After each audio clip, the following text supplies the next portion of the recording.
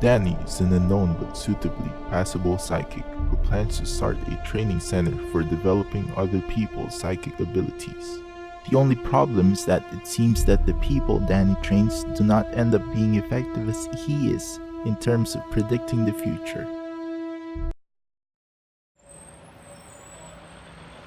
There's one thing that I can do really well, that is to read minds. I've surprised a lot of people with my success ratio, with a batting average of about 60 to 70%, depending on the person whom I'm reading. That's practically phenomenal. Other psychics would be lucky to be hitting 40%. You're thinking about a male.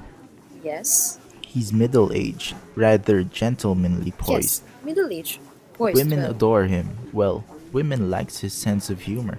He has a rather green sense of humor. He's dignified, but he has a naughty sense of humor. I guess women like that aspect of him. How am I doing? Yeah, you're doing okay. I guess. So who were you thinking about? Johnny Little. See? He's a stand-up comic. He talks a lot. He does green jokes. Got it right? I guess you did.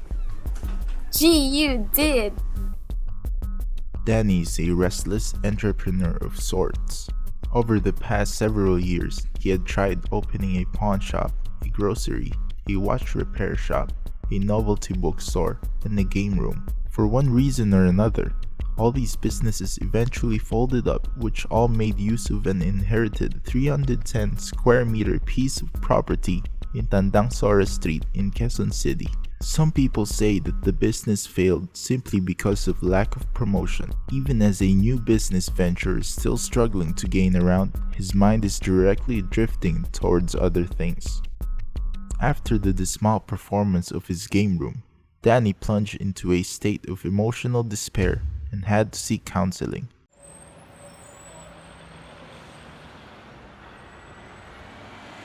How you doing?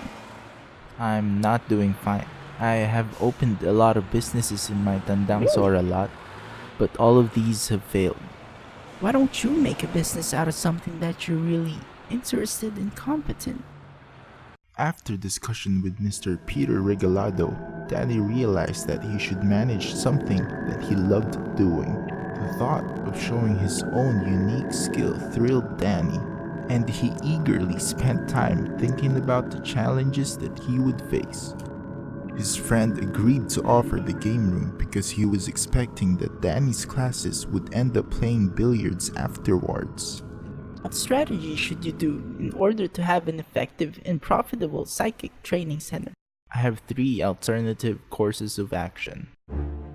First one is to engage in partnership with someone who has the same interests to help me pursue the business. The next is to create and implement a marketing strategy to help me promote the business. And the third one is to have a systematic training program to produce qualified psychics. So what's the best solution for you?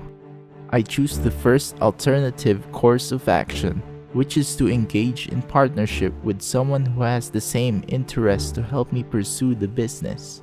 With this action, there will be a distribution of work. There will be someone to take over the business when I'm not around. How would you implement this course of action? I have chosen specific ways on how to implement this course of action. For the short-term implementation, I am planning to formulate a business partnership agreement and contract, and to develop and launch advertising campaign. In the long run, I want to build a good relationship and collaborate with the customers and future investors, and to expand and franchise the business as well.